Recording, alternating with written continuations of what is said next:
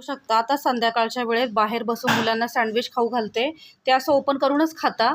मी यामध्ये बटाट्याच्या चकती म्हणजे शिजवलेल्या बटाट्याच्या एक गोल राऊंड आणि टोमॅटो आणि कांदा, थोडीशी कोथिंबीर, थोडंसं मीठ भुरकवून घेतलं आणि त्यामध्ये थोडंसं पनीर टाकलं, थोडंसं चीज किसून टाकलं होतं आणि ह्या सगळ्या गोष्टी आणि एकत्र करून थोडंसं तूप लावून रोस्ट करून घेतलंय। मुलांना प्रचंड आवडलं, मुलं आवडीने खात आहेत आणि परीने ह्यात तर कपडे काढून टाकले, तिला गरम होते म्हणून ती हाय करते, पण मी दाखवू शकणार नाही तुम्हाला।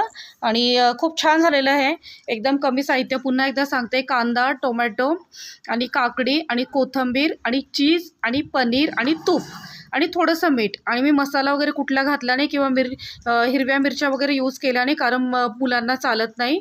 आणि ढोबळी मिरची आणि गाजर माझ्याकडे अवेलेबल नव्हतं।